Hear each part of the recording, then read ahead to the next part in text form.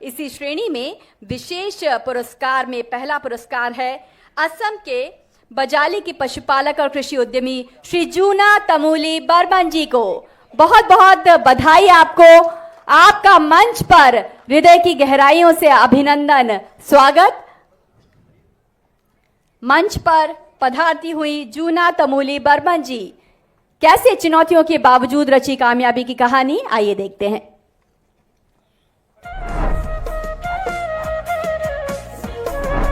Videos हम आपके साथ बाद में साझा करेंगे। बजाली जिले की अभी हम इन विजेताओं का सम्मान करते हैं। आप आगे बढ़िए।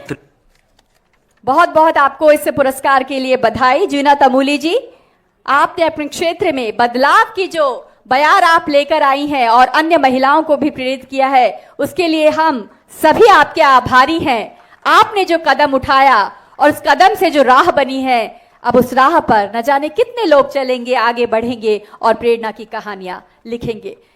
जुन्मा माली मौरीगांव आसाम से आप भी तैयार रहिए पुरस्कार और सम्मान के लिए। जुन्मा माली मौरीगांव आसाम से हमारी एक और महिला उद्यमी, आपका बहुत बहुत स्वागत, अभिनंदन।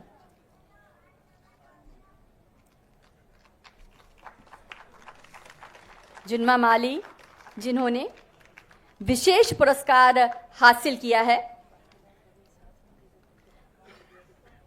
आपका स्वागत, अभिनंदन। मंच पर पधारिए।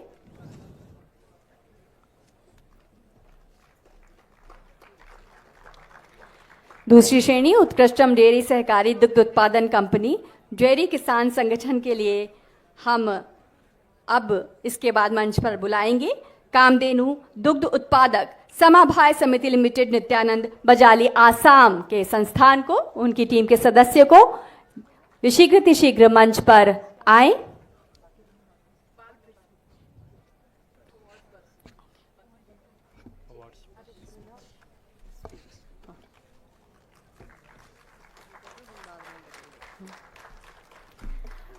और कुछ ही देर में आपका सम्मान किया जाएगा। हम कार्यक्रम को आगे बढ़ाते हुए माननीय केंद्रीय मंत्री मत्स्य पालन, पशुपालन और डेयरी मंत्रालय श्री राजीव रंजन सिंह उर्फ ललन सिंह जी से अनुरोध करेंगे कि वे हमें संबोधित करें, हमारा मार्गदर्शन करें।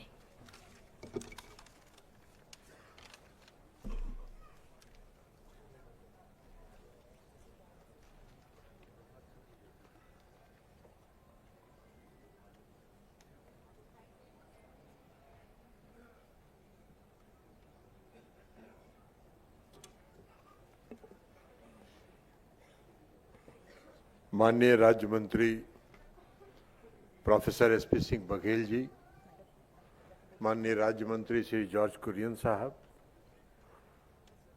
राजस्थान के माननीय मंत्री जवाहर जी, पशुपालन और डेयरी विभाग की सचिव श्रीमती अलका उपाध्याय जी, अपर सचिव श्रीमती वर्षा जी, अमूल के चेयरमैन संबल भाई पटेल जी, संयुक्त सचिव श्री रामाशंकर जी, जगत हजारिका जी और राज्य के आए हुए सभी वरिष्ठ पदाधिकारीगण, दूध उत्पादन से जुड़े किसान भाइयों, माताओं और बहनों, मिल्क फेडरेशन से जुड़े और डेयरी कोऑपरेटिव सोसाइटी से जुड़े सभी प्रतिनिधिगण और साथियों, सबसे पहले हम क्षमा मांगना चाहते हैं इसलिए कि मुझको एक दूसरे कार्यक्रम में जाना है और इसलिए मुझको सबसे अंत में बोलना था, लेकिन मेरे आग्रह पर माननीय राज्य मंत्री जी हैं और सचिव जी हैं, सभी लोग बोलेंगे, लेकिन हम उसके पहले बोल के जाना चाहते थे, तो इसके लिए हम क्षमा मांगते हैं। और जो बाकी पुरस्कार भी जिन लोगों का चयन हुआ है, उन सबों का पुरस्कार भी बाद में दिया जाएगा। हमने सांकेतिक तौर पर 5-7 पुरस्कार दिया है, बाकी सभी पुरस्कार वितरण होंगे अभी। तो इसलिए आप सभी को जो आज विजेता हैं और जिनका चयन हुआ है पुरस्कार के लिए, मैं सभी को बधाई देता हूं, सभी को अपनी हार्दिक शुभकामना देता हूं। और ये उनकी मेहनत का, ये उनके परिश्रम का, ये उनके समर्पण का के कारण उनको आज पुरस्कार मिला है।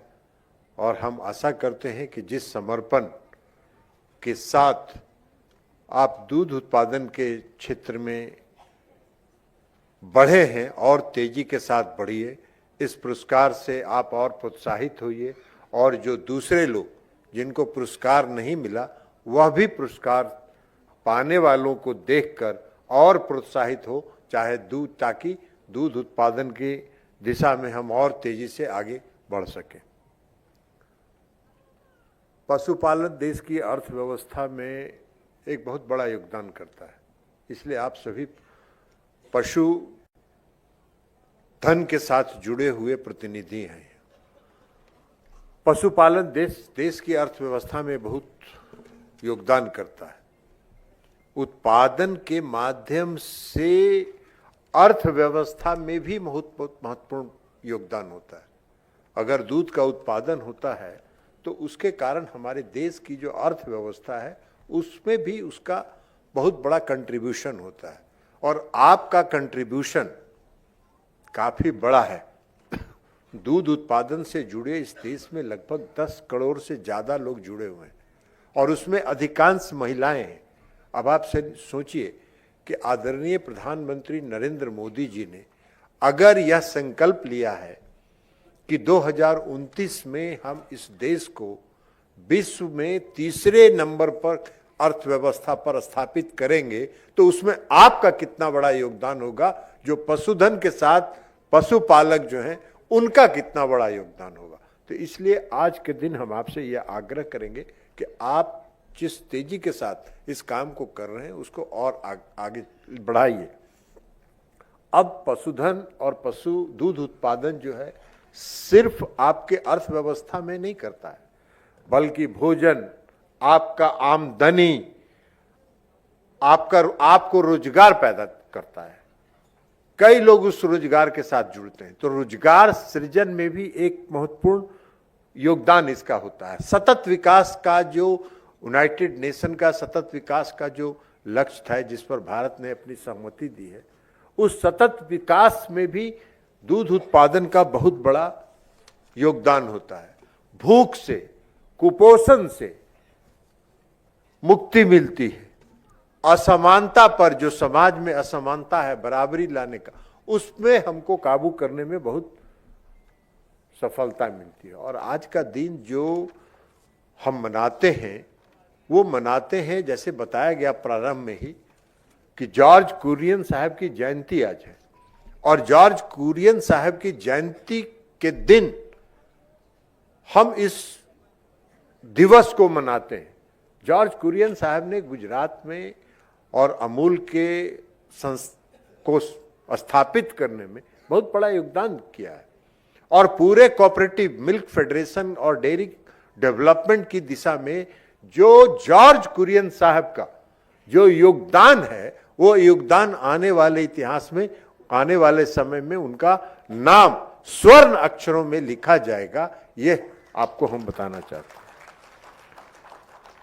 तो इसलिए हम आज, और आप सबका मेहनत है, जॉर्ज कुरियन साहब का प्रभाव रहा, उसके कारण आज हमारा देश भारत विश्व में दूध उत्पादन के क्षेत्र में नंबर 1 है। सबसे ज्यादा विश्व में अगर दूध उत्पादन कहीं होता है तो हमारे देश में होता है। हमारा प्रतिवर्ष जो दूध उत्पादन का दर है वो 6% प्रति वर्ष की दर से हम आगे बढ़ते हैं और हमारा उत्पादन बढ़ता है। प्रति व्यक्ति जो दूध का खपत है, हमारा देश उसमें भी 1 नंबर पर है। 459 ग्राम, लगभग 460 ग्राम प्रति व्यक्ति दूध खपत के हिसाब से, हमारी आबादी के हिसाब से प्रति व्यक्ति 460 ग्राम दूध की खपत का हम भी विश्व में नंबर 1 पर है। हमारा वार्षिक दर 6% है, लेकिन जो विकसित देश हैं पूरे दुनिया के, उनका वार्षिक दर बढ़ोतरी का वार्षिक दर 2% है। हम 3 गुना उनसे ज्यादा हैं। तो इसलिए आपका बहुत बड़ा योगदान है इस देश की अर्थव्यवस्था में और देश की अर्थव्यवस्था को उन्नति। और ये सब हम कर क्यों पाए? ये सब हम इसलिए कर पाए कि हमारे प्रधानमंत्री आदरणीय नरेंद्र मोदी जी ने 2019 में उनका ध्यान गया। पहले यह विभाग कृषि विभाग के साथ जुड़ा रहता था और 2019 में उनका ध्यान गया कि पशुपालन के साथ, मछली पालन के साथ बहुत सारे किसान जुड़े हुए हैं जिन पर कोई ध्यान, विशेष तौर पर ध्यान केंद्रित नहीं हो पा रहा। उन पर हम फोकस करके उनको विकसित करने के लिए हम कोई काम नहीं कर पा रहे और इसलिए आदरणीय प्रधानमंत्री नरेंद्र मोदी जी ने 2019 के बाद विभाग पशुपालन, डेयरी और मत्स्य पालन विभाग को अलग करके उन्होंने इस काम को आगे बढ़ाने का काम किया। कई योजनाएं उन्होंने चलाई और कई योजनाएं चलाने का ही परिणाम है कि आज दूध उत्पादन से जुड़े किसान, दूध उत्पादन से जुड़े लोग, डेयरी कोऑपरेटिव सोसाइटी, सभी लोग आज उन पर फोकस है, आज उन पर ध्यान केंद्रित है। हम कई तरह के कार्यक्रम चला रहे हैं, विभाग कई तरह का कार्यक्रम चला रहा है। तो इसलिए ये आदरणीय प्रधानमंत्री जी का देन है। लेकिन हां, एक बात जरूर है कि जो हमारा दूध उत्पादन का क्षेत्र है वो असंगठित क्षेत्र में ज्यादा है, अनऑर्गेनाइज सेक्टर में है। अगर हम लोग इसलिए आज फोकस कर रहे हैं अमूल के कारण, या जो एनडीडीबी वहां काम कर रही है गुजरात में, उसके कारण गुजरात का जो कोऑपरेटिव सोसाइटी है वो बहुत ज्यादा विकसित हुआ है। और कोऑपरेटिव सोसाइटी अगर विकसित होता है, ऑर्गेनाइज सेक्टर में अगर दूध के उत्पादक जाते हैं तो उससे दूध के उत्पादक को भी काफी लाभ होता है, उनको काफी उससे फायदा होता है। तो इसलिए हम लोग अभी फोकस कर रहे हैं कि जो हमारा क्षेत्र दूध उत्पादन का क्षेत्र है वह जो असंगठित क्षेत्र में है उसको संगठित क्षेत्र में लाने का प्रयास करें। उससे क्या होता है, हमने गुजरात में जाके देखा, आनंद में हमने जाके देखा, वहां जो कोऑपरेटिव सोसाइटी है गांव में, वो गांव में किसान दूध लेके आते हैं, कोऑपरेटिव सोसाइटी के दफ्तर में दूध डाल देते हैं, उनका वजन हो जाता है, उनके ऐप पर, मोबाइल पर आ जाता है कि आज इतना तारीख को इतना बजे आपने इतना दूध कोऑपरेटिव सोसाइटी के दफ्तर में जमा किया। उस दूध की 5 मिनट के अंदर उसके गुणवत्ता की जांच हो जाती है और जैसे ही गुणवत्ता उसका सही पाया जाता है वो दूध चला जाता है कंटेनर में। और सप्ताह में एक दिन, पूरे 7 दिन का जोड़ के, 7 दिन का जोड़ के कहीं दूध उत्पादक को और किसान को जाने की जरूरत नहीं है। कोऑपरेटिव सोसाइटी 7वें दिन उनके अकाउंट में पैसा ट्रांसफर कर देती है और यह बता देती है कि पूरे 7 दिन आपने इतना दूध दिया, उसका इतना कीमत हुआ, आपके अकाउंट में जमा हो गया। तो यह कितना बड़ा लाभ है।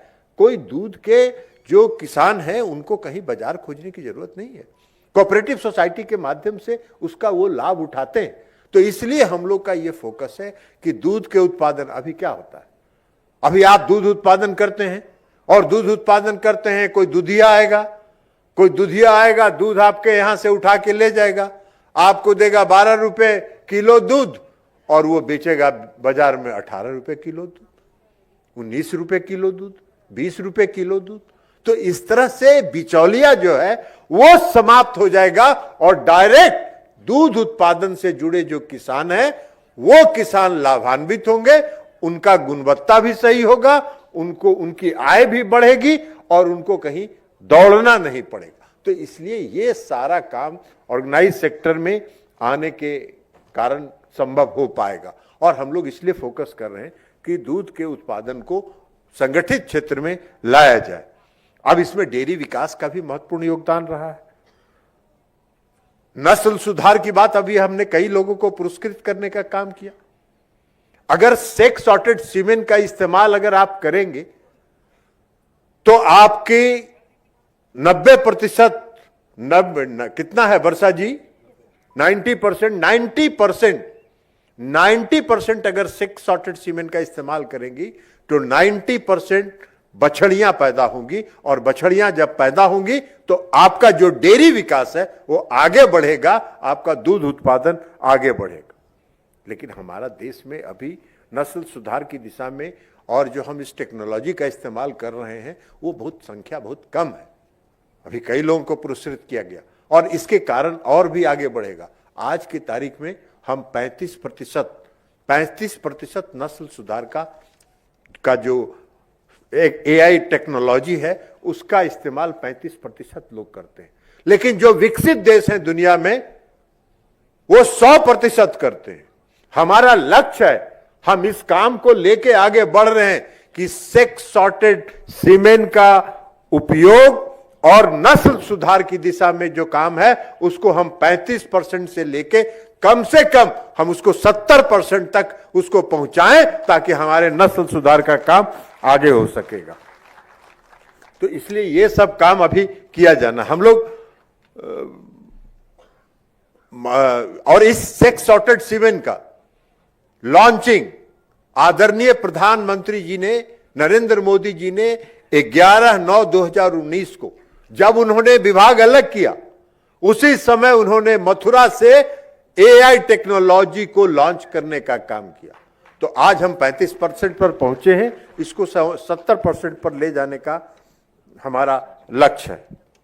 आपको मालूम है कि 2019 में जब प्रधानमंत्री नरेंद्र मोदी जी ने, मैंने आपको बताया कि उन्होंने विभाग को अलग किया, और विभाग को अलग करने के बाद जो दूध के क्षेत्र में जो विकास हुआ है 57%, 57% हमारी वृद्धि हुई है। 57% हमने दूध उत्पादन के क्षेत्र में अलग वृद्धि करने का काम किया, बढ़ोतरी करने का काम किया।